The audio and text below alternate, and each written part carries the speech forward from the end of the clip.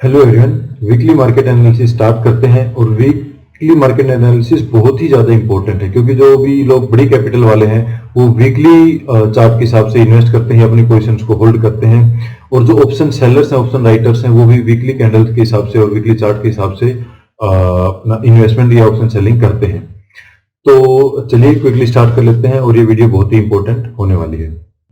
So last week का पहला stock HDFC था जो हमने रिकमेंड किया था और HDFC काफी अच्छी मूवमेंट पे है।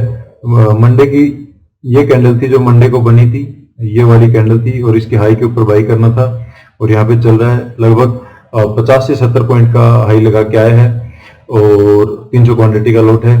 तो अगर आपने एंट्री ली होगी तो अच्छे खासे प्रॉफिट में डेफिनेटली होंगे। फिर GNFC देख लेते हैं।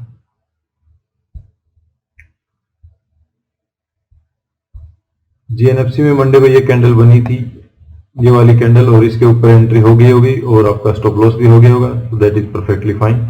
यहाँ पे स्टॉप लॉस हो गया होगा, so that is okay.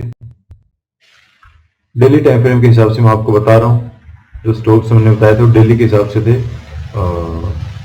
Weekly के हिसाब से नहीं थे। वीकली के हिसाब से आज हम एनालिसिस करेंगे प्रॉपर। और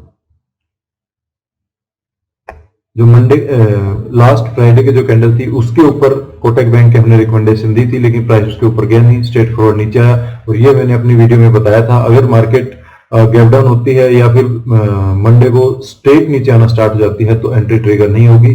और सेम वही हुआ, SBI में भी सेम वही हुआ।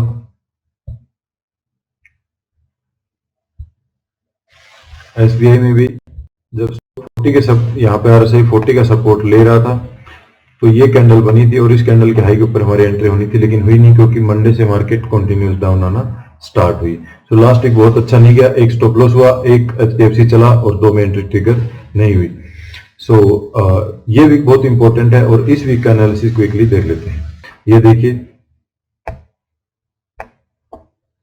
एग्जैक्टली 61 का रेजिस्टेंस, RSI 61 का रेजिस्टेंस लेके नीचे आ रहा है और वीकली 61 का रेजिस्टेंस और वीकली 38 या 40 एरिया का सपोर्ट बहुत ही स्ट्रॉन्ग सपोर्ट होता है और रेजिस्टेंस बहुत ही स्ट्रॉन्ग होता है।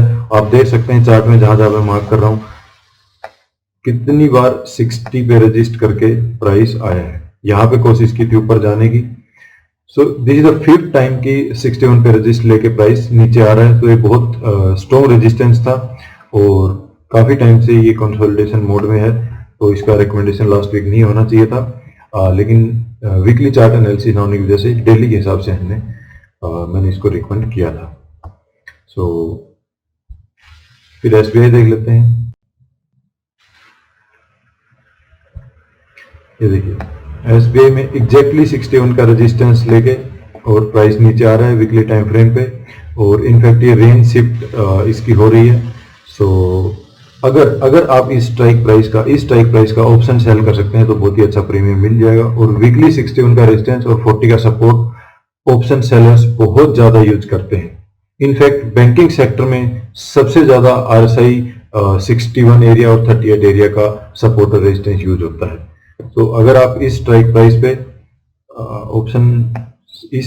का ऑप्शन सेल करते हैं तो आपको बहुत ही अच्छा बेनिफिट और अच्छा प्रीमियम मिल सकता है, स्ट्रेंगल बनाने की बजाय, क्योंकि स्ट्रेंगल में आपको अच्छा प्रीमियम नहीं मिलता। रिलायंस, ये देखिए 61 रेजिस्टेंस, 61 एरिया का रेजिस्टेंस एग्जैक्टली और एग्जैक्टली 61 पे रेजिस्टेंस लेके नीचे आ रहा है। अगर इस स्ट्राइक प्राइस का आपको ऑप्शन सेल करना है तो बहुत ही अच्छा प्रीमियम आपको मिल सकता है। अदरवाइज आप इसको शॉर्ट कर सकते हैं फ्यूचर में एक लॉट से, और जरूरी नहीं है कि फ्यूचर के लिए आपको पूरा मार्जिन लगाने की जरूरत है। अगर आप हेजिंग करते हैं तो आप 40 से 50 हजार रुपए में भी फ्यूचर का एक लॉट बाई या सेल कर सकते हैं। और उसके लिए आपको हेजिंग के बारे में थोड़ा जानना पड़ेगा और मैं आपको एक वीडियो बना दूंगा अगर कुछ अच्छा रिस्पॉन्स आता है।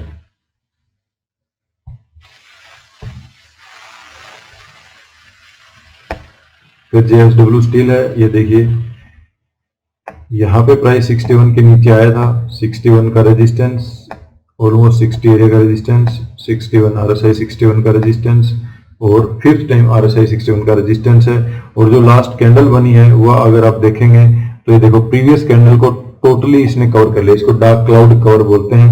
अगर आप इस स्ट्राइक प्राइस का ऑप्शन सेल करते हैं तो बहुत ही अच्छा प्रीमियम आपको मिल सकता है। और जैसे कि मैंने बताया कि जो भी लोगों की कैपिटल बड़ी होती है, ऑप्शन राइटर्स होते हैं वो बड़ी कैपिटल के साथ करते हैं, वो RSI 60/40 या 61/38 का यूज करते हैं वीकली चार्ट पे, तो इसलिए चार्ट का एनालिसिस बहुत इंपॉर्टेंट हो जाता है। फिर हम ग्रेजिंग में देख लेते हैं, सेम कहानी है। देखिए 61 पे resistance, almost 60 area resistance, 61 resistance, 61 और ये देखिए 61 और 7th टाइम 61 का रेजिस्टेंस प्राइस लेके जा रहा है। सो आई होप कि आपको जस्ट ये फिबोनाची नंबर्स की जो सेटिंग है इंडिकेटर्स की, RSI 61 और 38 ये रेशियोज हैं, फिबोनाची रेशियोज हैं। सो आई होप कि इनके लिए आपके मन में कुछ बिलीफ और कुछ कॉन्फिडेंस बढ़ रहा होगा कि ये रियली वर्क करते हैं। सो आप इनको इन पे एकदम ट्रस्ट करके ट्रेड एग्जीक्यूट कर सकते हैं। बहुत लोग RSI का रिट्रेसमेंट और फिबोनाची रिट्रेसमेंट और जो फिबोनाची सीक्वेंस के जो नंबर हैं वही मूविंग एवरेज लेके ट्रेड करते हैं। तो यहाँ पे आप इस स्ट्राइक प्राइस का ऑप्शन सेल कर सकते हैं या इसको फ्यूचर में शॉर्ट कर सकते हैं। फिर है कोल इंडिया, और कोल इंडिया को डेफिनेटली आपको नहीं है, 61 का रेजिस्टेंस नीचे आ रहा है। और ये देखिए ये जो बड़ी कैंडल बनी है, ये वाली जो कैंडल बनी है, इसने कितनी कैंडल्स को ढक दिया, 1 2 3 4 लगभग 6 to 7 कैंडल्स को एक कैंडल ने ढक दिया। 6 to 7 कैंडल्स 6 से 7 महीने, 6 से 7 वीक, मतलब 1.5-2 महीने की जो मार्केट ने अपवर्ड मूवमेंट दिखाई थी उसको सिंगल वीक की डाउनवर्ड मूवमेंट ने कवर कर दिया है। तो इसको बहुत ही बेयरिश साइन माना जाता है। और आप सबसे बेस्ट है स्ट्राइक प्राइस का कॉल ऑप्शन सेल कर सकते हैं, क्योंकि प्राइस और ऊपर नहीं जाएगा। कॉल ऑप्शन सेल कर सकते हैं और 61 का रेजिस्टेंस है, या फिर फ्यूचर में नॉर्मली आप शॉर्ट सेल कर सकते हैं। और लास्ट है बीपीसीएल। बीपीसीएल में भी देखिए ये 61 रेजिस्टेंस, ये 61 के आसपास का रेजिस्टेंस, 61 के आसपास का रेजिस्टेंस, और ये कंसोलिडेट होके 61 एरिया रेजिस्ट करके जा रहा है। इस कैंडल ने भी 5 से 6 कैंडल्स को ढक दिया है। जो लास्ट की कैंडल बनी है ये, इसको भी डार्क क्लाउड कवर बोलते हैं। सो इस स्ट्राइक प्राइस का ऑप्शन सेल करना बेस्ट रहेगा। सो ये 5 से 6 स्टॉक हैं इनमें से, और इनमें से आपको मेटल सेक्टर को, मीडिया सेक्टर को पक्का एग्जीक्यूट करना है, और इनफैक्ट फाइनेंस सेक्टर को भी। सो आप कोटक बैंक, SBI और JSW स्टील और कोल इंडिया और बीपीसीएल 4 से 5 स्टॉक को या तो आप ऑप्शन सेल कर सकते हैं या फिर फ्यूचर में शॉर्ट सेल कर सकते हैं। अब कुछ सेक्टर्स की परफॉर्मेंस देख लेते हैं।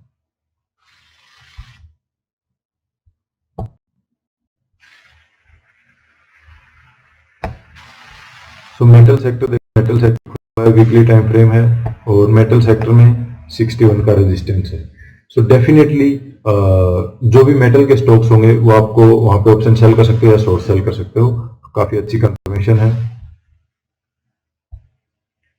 फिर मीडिया में देख लेते हैं। मीडिया काफी डाउनवर्ड मूवमेंट में चल रहा है, और ये देखिए बहुत प्रॉपर सेटअप पे नहीं है, लेकिन आप इसको एग्जीक्यूट कर सकते हैं, क्योंकि जो कैंडल बनी है लास्ट वाली, ये वाली कैंडल ने ऑलमोस्ट 4 कैंडल को ढक दिया, और मूविंग एवरेज एनीवे फॉलिंग है। सो आप इसको एग्जीक्यूट कर सकते हैं, लेकिन 4 स्टार सेटअप ये कंसिडर किया जाएगा मीडिया सेक्टर को स्टॉक। फिर एनर्जी सेक्टर देख लेते हैं। एनर्जी सेक्टर भी 61 के रेजिस्टेंस पे पहुंच रहा है धीरे धीरे, और इनफैक्ट यहाँ से टर्न मार लिया है लास्ट कैंडल में। अगर प्रीवियस वीक की कैंडल जो ग्रीन कैंडल है, इसका लो अगर ब्रेक होता है तो आप इसमें शॉर्ट सेल कर सकते हो, या फिर ऊपर के स्ट्राइक प्राइस का कॉल ऑप्शन सेल कर सकते हो। सो आई होप कि आपको समझ में आ रहा होगा। अगर नहीं आ रहा हो तो जस्ट मुझे कमेंट कर सकते हैं, मैंने अपना मेल दिया और मेल कर सकते हैं, और मैं आपका डाउट बहुत ही अच्छे से क्लियर कर दूंगा। PSU बैंक, ये देखिए यहाँ पे 61 के नीचे आ गए थे, और वीकली टाइम फ्रेम में RSI 60 के नीचे आना या 61 एरिया के नीचे आना बहुत ही बेरिश साइन माना जाता है। या तो मार्केट साइडवेज होगी या फिर डाउनवर्ड मूवमेंट होगी, और मार्केट काफी टाइम से साइडवेज मूवमेंट में ही है। तो सबसे बेस्ट ऑप्शन सेल करना, मे भी 1-2 वीक और या 4 वीक और साइडवेज रह जाए तो ऑप्शन सेल करना बेस्ट है। ऊपर के स्ट्राइक प्राइस का कॉल ऑप्शन सेल कर सकते हैं। फिर कोई कमोडिटी में अगर करता है, कमोडिटी में भी काफी बेरिश कैंडल बना है। पिछले वाली कैंडल को पूरा इसने कवर कर दिया है, और 61 के रेजिस्टेंस पे, ये भी यहाँ पे 61 के रेजिस्टेंस पे था, यहाँ पे भी। तो मार्केट 40-60 के बीच में घूम रहा है, तो साइडवेज है। ये मैंने आपको बताया था, RSI रेंज शिफ्ट की एक वीडियो है, अगर आप चाहें तो देख सकते हैं, मैं लिंक डिस्क्रिप्शन में दे दूंगा। तो RSI की रेंज शिफ्ट समझना बहुत ज्यादा जरूरी है अगर आप RSI एज इंडिकेटर लेके चलते हैं, जो सबसे ज्यादा ट्रेडर कम्युनिटी यूज करती है। तो एक चीज जो मैं आपको और बताना चाहता था वो ये है कि ये जितने भी स्टॉक्स हैं जो मैंने आपको 5 से 6 स्टॉक्स का रिकमेंडेशन दिया है, ये सभी स्टॉक मैंने मंथली टाइम फ्रेम पे भी इनको देखा है, और मंथली टाइम फ्रेम के हिसाब से भी जो बेरिश सिग्नल जिसमें था उसी को मैंने कंसिडर किया है। सो आई होप कि ये वीडियो आपको पसंद आई होगी। Thank you so much.